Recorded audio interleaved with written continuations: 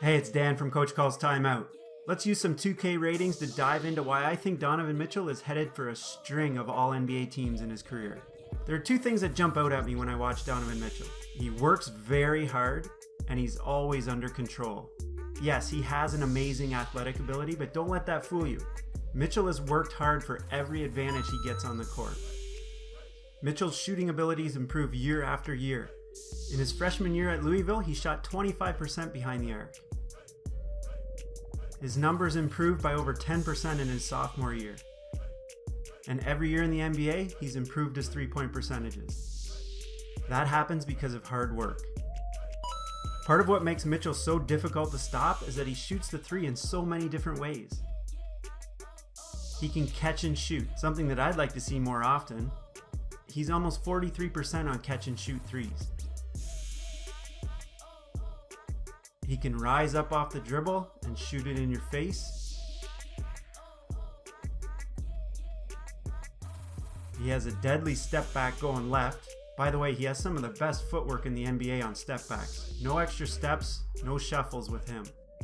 And look how balanced and under control his body is on all of these shots. Take a look at a skill that he doesn't get enough credit for, his ball handling abilities. It takes an incredible amount of hard work and dedication to become a great ball handler. And Mitchell is top 10 in the league in my book.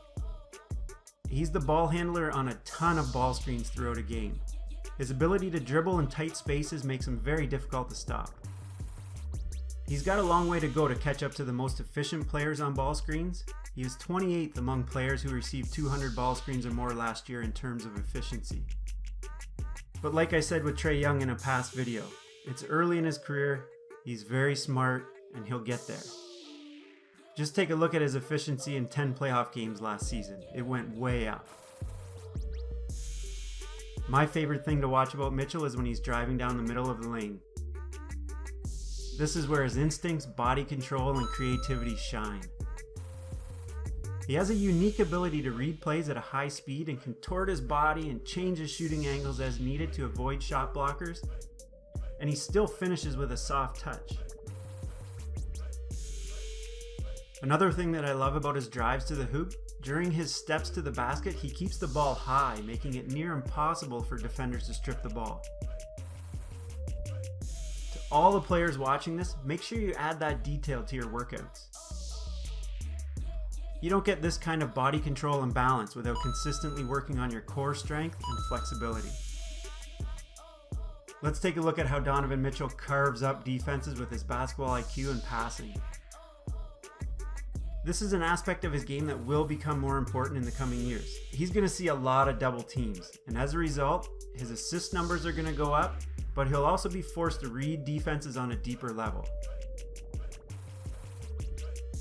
He's in a perfect situation in Utah. He has free reign of the offense, shooters around him, and one of the best ball screeners on the planet in Rudy Gobert. His decision making will improve as he continues to get experience with his teammates and continues to trust them to knock down shots. The fact that he has an extremely high usage rate and only turns the ball over less than 3 times a game, that shows how well he understands the game. Let's look at Mitchell in transition. He's pointing at Clarkson on the left, but that's only to get the defense to cheat toward that side.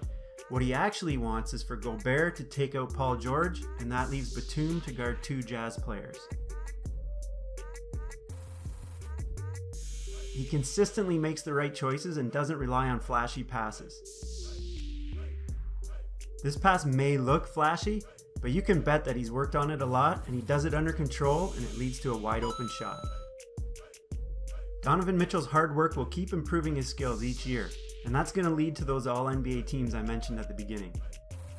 There are 2 aspects I'd like to see him improve upon to achieve those accolades quicker. The first is his use of the mid-range game. Looking at his heat map, you can see that he loves the top of the key and finishing in the key. Since he's involved in a lot of ball screens, he tends to get favorable matchups on defensive switches. The bigs trying to guard him are much slower and they're on their heels. That 10 to 15 footer is open quite a bit. If he takes more of those, the 3-pointers are going to open up as well.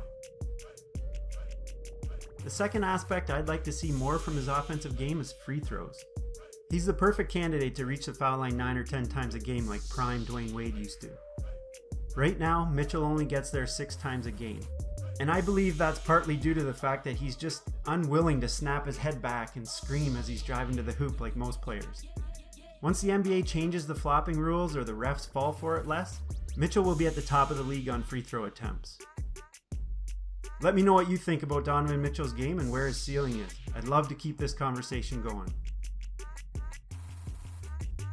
If you want more from Coach Call's Timeout, you can tap here to see the 4 ways that Trae Young attacks ball screens.